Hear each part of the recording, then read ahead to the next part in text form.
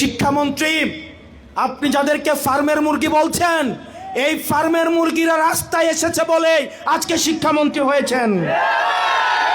এই ফার্মের মুরগিরা রাস্তায় নেমে এসেছে বলেই শিলং থেকে এসে সংবিধান বিশেষজ্ঞ হয়েছে।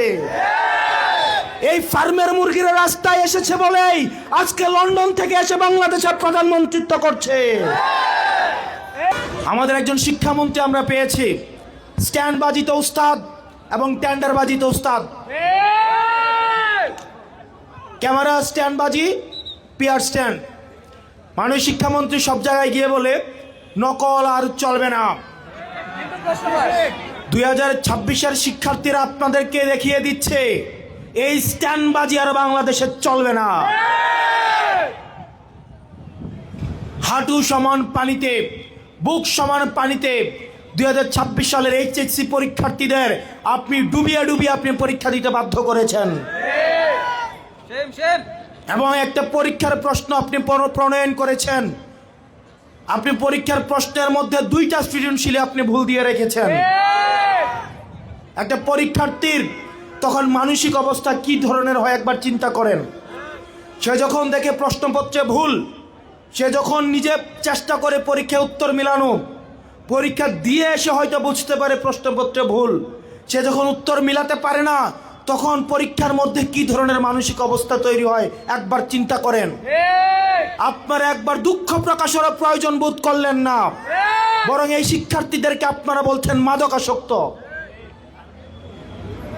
এই শিক্ষামন্ত্রী, আপনি যাদেরকে ফার্মের মুরগি বলছেন, এই ফার্মের মুরগিরা রাস্তায় এসেছে বলেই আজকে শিক্ষামন্ত্রী হয়েছেন।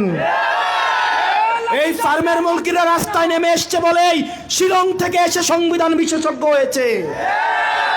এই ফার্মের মুরগিরা রাস্তায় এসেছে বলেই আজকে লন্ডন থেকে এসে বাংলাদেশের প্রধানমন্ত্রিত্ব করছে।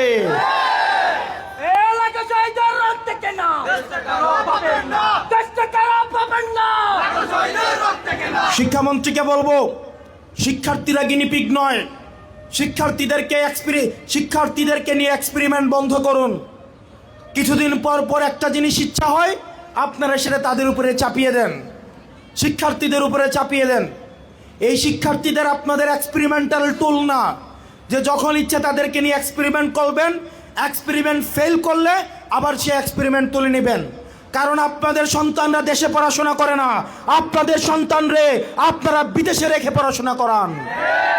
পরের সন্তানদেরকে রাস্তায় রেখে রাজনীতি করাবেন, পরের সন্তানের ভবিষ্যৎকে নষ্ট করবেন, পরের সন্তানদেরকে নিয়ে এক্সপেরিমেন্ট করবেন। এই বাংলাদেশ নিয়ে এক্সপেরিমেন্ট আর আমরা আপনাদেরকে করতে দিব না।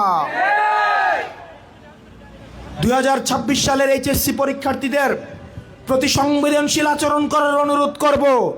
না হয় এই শিক্ষার্থীরা যদি রাস্তায় নেমে দৃঢ় অবস্থান নেয়, আপনার পাটাতন যে শক্ত না, এই অর্ধবেলা আন্দোলনেই সেটা বোঝা গিয়েছে।